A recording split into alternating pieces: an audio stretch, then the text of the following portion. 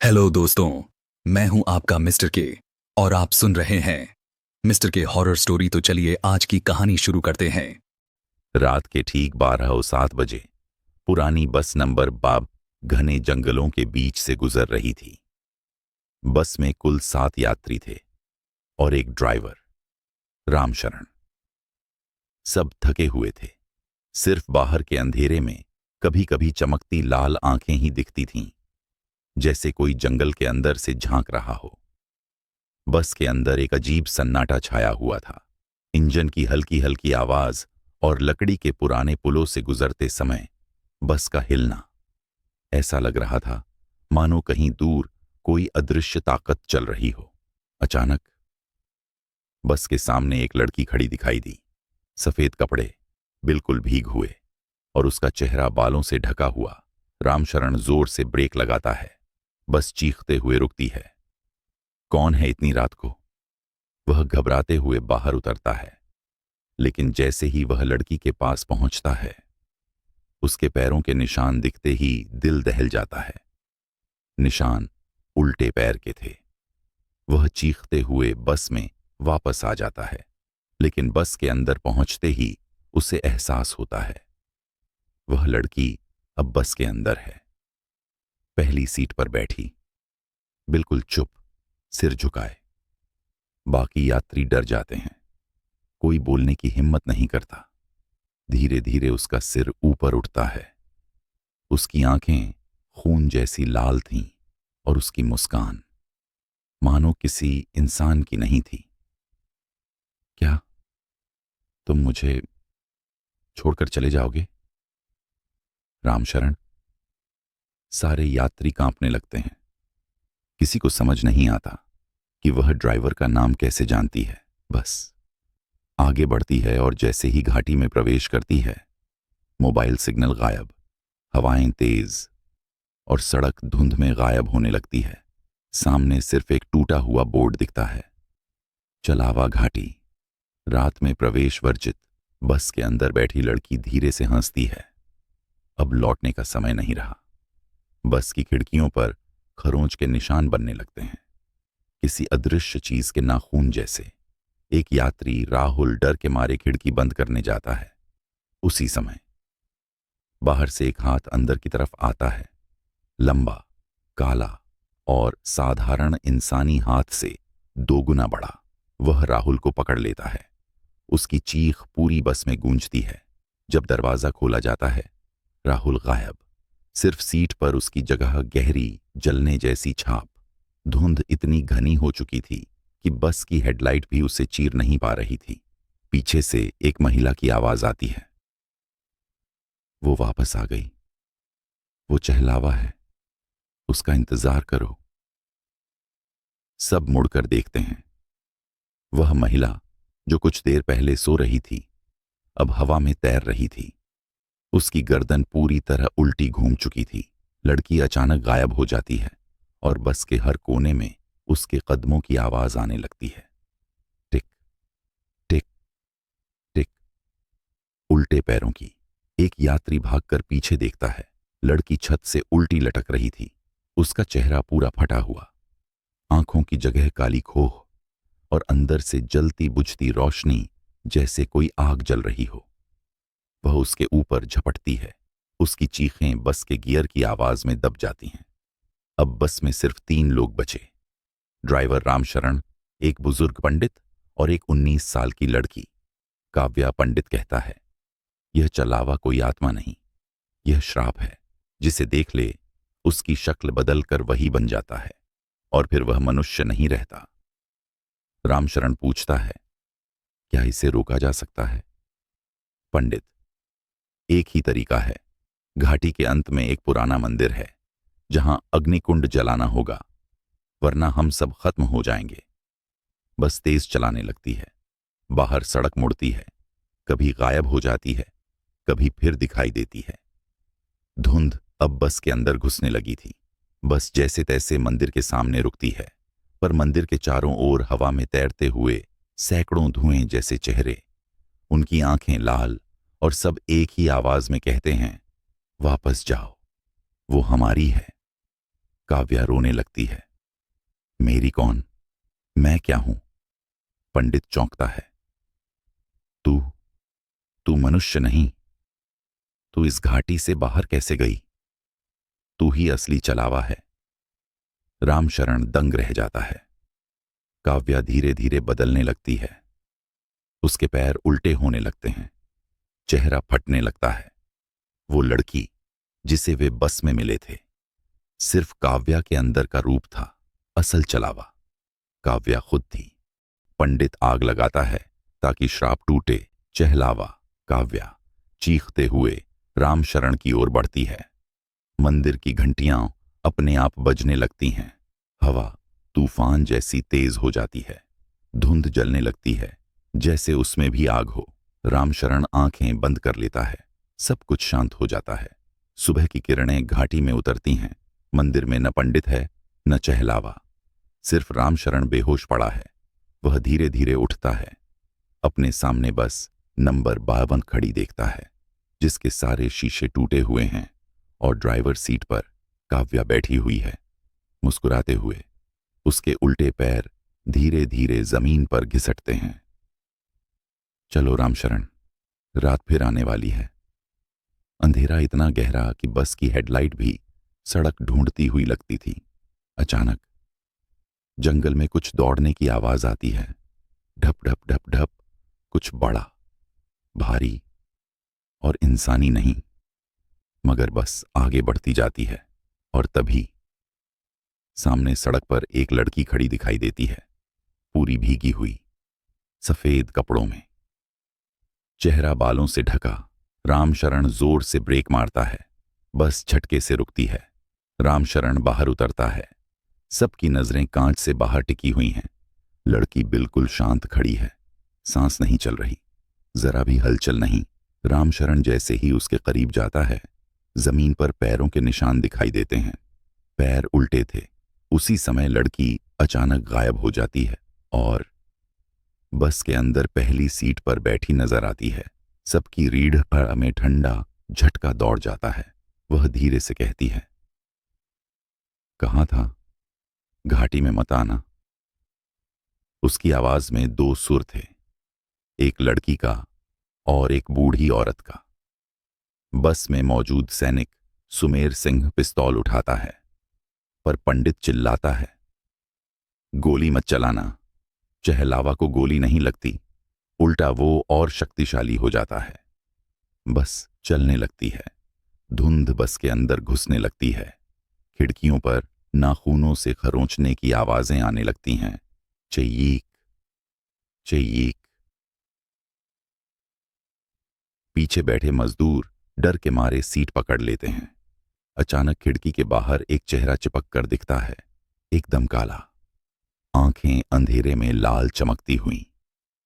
Nurse Reena चीख पड़ती है। बस आगे बढ़ती है, लेकिन सड़क गायब होने लगती है। ऐसा लग रहा था जैसे बस हवा में चल रही हो। राहुल खिड़की बंद करने उठता है। तभी बाहर से एक लंबा सा काला हाथ अंदर आता है और उसे पकड़ लेता है। राहुल की चीख बस में गूंजती है, बचाओ, वो मुझे खींच रहा है। सैनिक और रामशरण दोनों मिलकर उसे खींचते हैं, लेकिन हाथ इतना ताकतवर कि राहुल को झटके से बाहर खींच ले जाता है। बस अचानक रुक जाती है। जब दरवाजा खोला जाता है, राहुल कहीं नहीं, सिर्फ मिट्टी में उसके घसीटे जाने का लंबा निशान। सुमेर सिंह कहता है, यह इंसान नहीं, कोई डुप्लीकेट आत्मा लगता है। पंडित बोलता है, यही तो चहलावा है, जो इंसान का रूप लेकर उसी पर हमला करता है। अचानक पीछे बैठा मजदूर कहता है, अरे मैं तो यहीं बैठा था, राहुल तो वहीं है। सब मुड़कर देखते हैं। राहुल बस की आखिरी सीट पर बैठा मुस्कुरा रहा था, लेकिन उसके चेहरे पर खून लगा हुआ था। आंखें आधी सफेद और उसके पैर उल्टे थे। सैनिक बंदूक तानता है, तू इंसान नहीं है। राहुल जैसी चीज हंसने लगती है। ये घाटी किसी को भी अपनी शक्ल दे देती है। उसके शरीर का आकार बिगड़ने लगता है, हड्डियां खिंचती हैं, चेहरा फटने लगता है। रीना बेहोश हो जाती है। सैनिक गोली चलाता है, पर गोली उसके आर पार निकल जाती है और वह चीज धुआं बनकर गायब हो जाती है। सब डर के मारे बैठे हैं। तभी पंडित त्रिलोचन बोलना शुरू करते हैं। चहलावा कोई एक आत्मा नहीं, यह एक प्राचीन श्राप है। जो इस घाटी में मरता है उसकी आत्मा चहलावे में बदल जाती है और वो किसी भी इंसान का रूप ले सकती है। तो इसका अंत कैसे होगा? रामशरण पूछता है। पंडित जवाब देता है, घाटी के अंत में एक मंदिर है, अग्निकुंड वाला। अगर वहां श्राप की अग्नि जलाई जाए तो यह रुक सकता है। सैनिक कहता है, तो चलो वहीं चलते हैं। बस एक टूटे हुए पुराने लकड़ी के पुल पर पहुंचती है। पुल की नींव हिल रही थी। ऊपर आसमान में काले बादल घूमने लगते हैं। हवा इतनी तेज कि पेड़ उखड़ जाएं, डर जाएं। अचानक पुल पर खड़े 3 काले साए दिखाई देते हैं, बिल्कुल बिना चेहरा, बिना आंखों के। वे बस की ओर बढ़ने लगते हैं। रामशरण डरते हुए बस तेज करता है, लेकिन पुल टूटने लगता है। बस आधी हवा में लटक जाती है। सैनिक जल्दी से सब यात्रियों को उतारता है। सब नीचे उतरते हैं, पर आखिरी में उतरते समय बुजुर्ग दंपत्ति पीछे रह जाते हैं।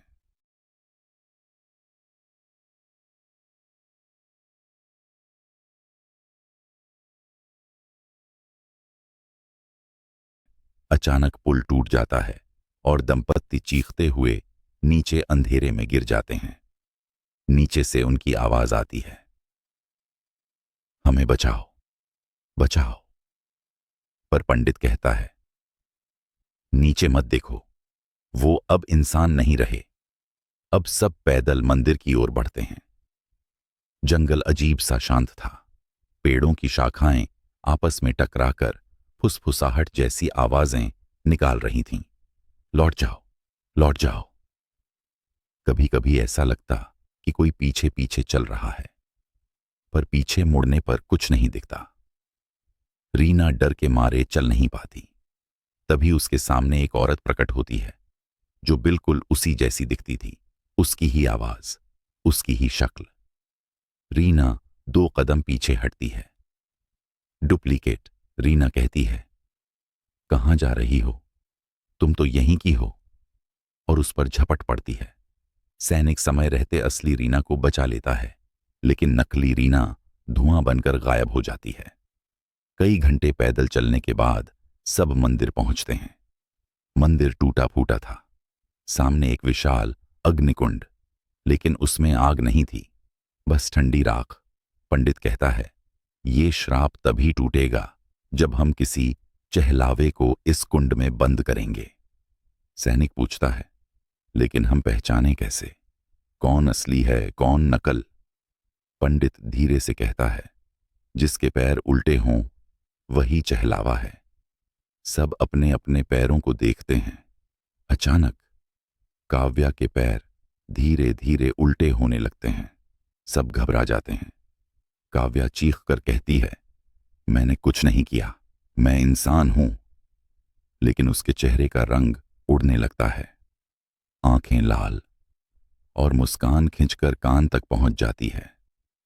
पंडित धीरे से कहता है, काव्या, तुम इंसान कभी थी ही नहीं। सब चौंक जाते हैं।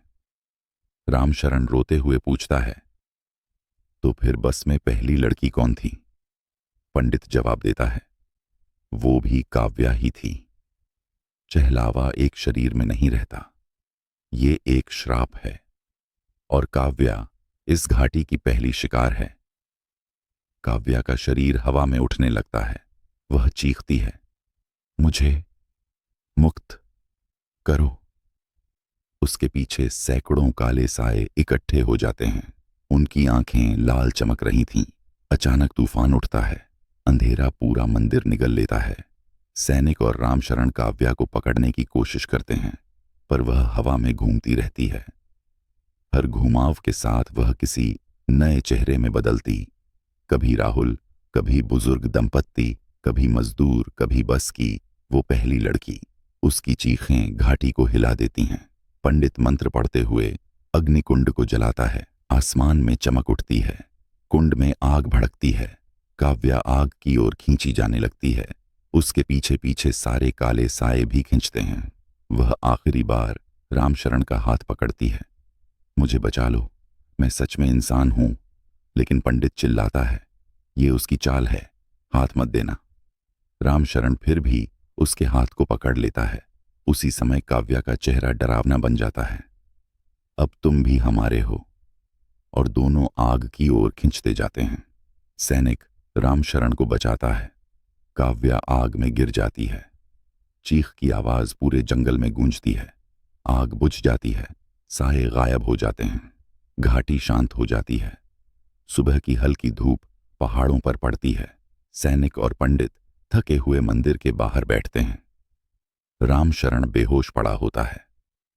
जब वह उठता है तभी उसे सामने बस नंबर 52 दिखाई देती है। लेकिन सबसे डरावनी बात, ड्राइवर सीट पर काव्या बैठी मुस्कुरा रही थी। उसके पैर फिर से उल्टे थे और आंखों में वही लाल चमक। वह धीमे से बोलती है, रात फिर आएगी और मैं भी। रामशरण चौंक कर पीछे हटता है, लेकिन बस अचानक गायब हो जाती है, धीरे धीरे धुंध में घुलती हुई। पंडित चिल्लाता है, यह असली बस नहीं थी, यह आत्मिक भ्रम था। सैनिक बंदूक उठाता है। चहलावा वापस आ चुका है। ये घाटी अब भी शांत नहीं हुई। धीरे धीरे जंगल की हवा भारी होने लगती है। पेड़ खुद ब खुद हिलने लगते हैं और मंदिर की घंटी अपने आप बजने लगती है। मंदिर की फर्श अचानक फटती है। भूमि के नीचे से मानव हड्डियां, पुरानी जंजीरें और एक पिघला हुआ पिंजरा बाहर आता है। पंडित डरते हुए बताता है, काव्या सिर्फ एक आत्मा नहीं, वह इस घाटी का पहला बलि का शिकार थी। यह घाटी पहले एक तांत्रिक का क्षेत्र थी। उसने काव्या को जिंदा जलाकर इस घाटी में बांधा था। सैनिक पूछता है, तो हमें तांत्रिक का स्थान ढूंढना होगा? पंडित सिर झुकाकर कहता है, हाँ, चहलावा को खत्म करने का एक ही तरीका है, उस स्थान को नष्ट करना जहां वह जन्मा था। लेकिन उस जगह तक जाने का रास्ता घाटी के सबसे अंधेरे हिस्से से होकर जाता है। रामशरण, पंडित और सैनिक जंगल में उतरते हैं, लेकिन ये कोई सामान्य जंगल नहीं था। पेड़ों पर उल्टे लटके इंसानी चेहरे उभरे हुए थे। टहनियों पर कलाइयां और उंगलियां लटकी थीं। पत्तों से खून टपक रहा था और हवा में एक ही आवाज, वापस जाओ। अचानक एक पेड़ खुद फटता है और उसमें से काव्या जैसे 10 चेहरे बाहर निकलते हैं। हर चेहरा अलग उम्र का, अलग भाव का, लेकिन सब उल्टे पैर वाले।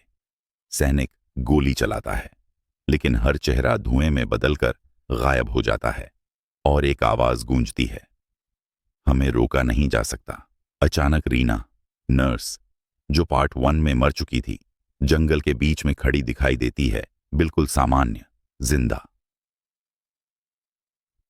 वह रोते हुए कहती है, कृपया मुझे घर जाना है, मैं डर रही हूं। सैनिक आगे बढ़ने लगता है, लेकिन पंडित चिल्लाता है, रुको, ये इंसान नहीं है। रीना का चेहरा धीरे धीरे गलने लगता है। चेहरे से मांस पिघलकर नीचे गिरता है। आंखें बाहर की ओर निकलने लगती हैं और वह सैकड़ों सांपों में बदल जाती है, जो जमीन पर रेंगते हुए वापस अंधेरे में चले जाते हैं। सैनिक कांप जाता है। यह क्या था? पंडित बोलता है, यह दूसरा चहलावा था। चहलावा जितनी आत्माएं निगलता है, उतने ही नए रूप बनाता है। तीनों एक विशाल टूटे हुए भवन के सामने पहुंचते हैं। यह वही जगह है जहां काव्या को बलि दिया गया था। दीवारों पर खून से लिखे मंत्र, फर्श पर जले हुए पद चिन्ह और बीच में एक बड़ा लोहे का त्रिशूल जिस पर लाल चूड़ियां टंगी थीं। पंडित कहता है, यहीं से यह श्राप शुरू हुआ। अचानक भवन की दीवारों से इंसानों की कराहने की आवाज आती है। फटी हुई दीवारें खुद ब खुद खुलने लगती हैं। भीतर से दर्जनों साए बाहर आते हैं। उनमें सभी थे, राहुल, रीना, बुजुर्ग दंपत्ति और काव्या। काव्या हवा में तैरते हुए पास आती है। उसकी आंखों में अब आंसू थे, लाल नहीं, सामान्य। वह कहती है, मैं किसी को मारना नहीं चाहती थी, मैं तो बस आजाद होना चाहती थी। अचानक उसके पीछे असली चहलावा प्रकट होता है। एक विशाल काला जीव जिसके हजारों पैर थे, सारे उल्टे, और हर पैर से धुंध निकल रही थी। सैनिक दंग रह जाता है। तो काव्या चहलावा नहीं थी? पंडित कहता है, नहीं, वह भी एक शिकार ही थी। वातावरण लाल हो जाता है। अंधेरा बिजली की तरह फटता है। सैनिक बंदूक उठाता है। रामशरण लकड़ी का जलता हुआ भाला पकड़ता है। काला चहलावा दैत्य चिल्लाकर हमला करता है। उसके हजारों उल्टे पैर जमीन में घुसते हैं। पेड़ गिरने लगते हैं। मिट्टी उछलने लगती है। सैनिक उस पर गोलियां चलाता है, लेकिन वे उसके अंदर घुल जाती हैं। पंडित मंत्र पढ़ने लगता है। काव्या पंडित की ओर देखकर कहती है, मेरी आत्मा का उपयोग करो, मैं इसे रोक सकती हूं। पंडित अपने खून से एक यंत्र बनाता है। काव्या उस यंत्र में समा जाती है और वह लाल चमकने लगता है। यंत्र की रोशनी चहलावे को जलाने लगती है। वह दैत्य दर्द में चीखने लगता है। पहली बार वह कमजोर पड़ता है। रामशरण और सैनिक उसे कुंड में धकेलते हैं। वह जलने लगता है। पूरी घाटी उसकी चीखों से हिल जाती है।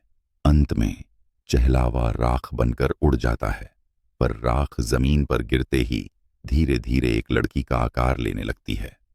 सैनिक डरकर पूछता है, ये खत्म हुआ या शुरू? पंडित कांपती आवाज में कहता है, ये अभी खत्म नहीं हुआ। राख से बनी लड़की धीरे से आंखें खोलती है। वो काव्या नहीं थी, किसी दूसरी आत्मा का नया जन्म था। वो काव्या नहीं थी, किसी दूसरी आत्मा का नया जन्म था। राख एक इंसानी रूप लेती है। धीरे धीरे वह लड़की ठीक से बनती है। चेहरा मासूम, लगभग 9-10 साल की उम्र की। आंखें काली, न पूरी काली, न इंसानी। वह पहली बार बोलती है, मैं कौन हूं? पंडित कांपकर जमीन पर गिर जाते हैं। ये चहलावा का पुनर्जन्म है। लड़की मुस्कुराती है, मुझे भूख लगी है। जंगल के पेड़ अकड़कर सूखने लगते हैं। पौधे काले होने लगते हैं। पक्षी आसमान से गिरकर मरते हैं। रामशरण डरकर पीछे हटता है। ये बच्ची नहीं, मौत है। जमीन हिलने लगती है। घाटी की चट्टानें फटती हैं। पेड़ों की जड़ें खुद ब खुद जमीन से बाहर आने लगती हैं। ऐसा लगता था कि पूरी घाटी उसकी शक्ति के आगे झुक रही है। लड़की कहती है, मुझे बाहर जाना है, बहुत देर से मैं इस घाटी में फंसी हूं। सैनिक चिल्लाता है, नहीं, तुम बाहर नहीं जा सकती। लड़की धीरे से उसकी तरफ देखती है। सैनिक का शरीर हवा में उठ जाता है। उसका चेहरा उल्टा मुड़ता है और वह धड़ाम से गिर जाता है, बिना जान के। पंडित चीखते हमें हैं, घाटी को छोड़कर अगर यह बाहर गई तो पूरी दुनिया इस श्राप की पकड़ में आ जाएगी। अचानक धुंध में कुछ रोशनी दिखाई देती है। इंजन की आवाज सुनाई देती है। बस नंबर 22 वापस लौट आती है। वही बस, वही नंबर, लेकिन ड्राइवर की सीट खाली। दरवाजा अपने आप खुलता है। बस के अंदर से कई आवाजें आती हैं, सब यात्रियों की आवाजें जो पहले मर चुके थे। रामशरण, मदद करो, हमें बाहर निकालो। लेकिन अंदर कोई नहीं दिखता। पंडित समझ जाते हैं, ये बस अब एक जीवित आत्मा है जो चहलावा को दुनिया तक ले जाने आई है। लड़की धीरे धीरे बस में चढ़ जाती है। बस अपने आप स्टार्ट हो जाती है। हेडलाइट की रोशनी तेजत से चमकती है। बस घाटी से बाहर जाने वाले रास्ते की ओर बढ़ती है। रामशरण, पंडित और सैनिक, जो बचा है, उसे रोकने के लिए दौड़ते हैं, पर जैसे ही वे भागते हैं, जंगल की छायाएं उन्हें रोकने लगती हैं। पेड़ उनकी राह में गिर जाते हैं। जमीन में गहरे गड्ढे बन जाते हैं। पंडित चिल्लाता है, अगर यह बच्ची घाटी से निकल गई तो हर इंसान का रूप बदल जाएगा। हर इंसान चहलावा बन सकता है। रामशरण रोते हुए, मैंने कभी चाहा भी नहीं था कि ये सब शुरू हो। बस का इंजन दहाड़ता है। वह घाटी के अंतिम पत्थर को पार करती है।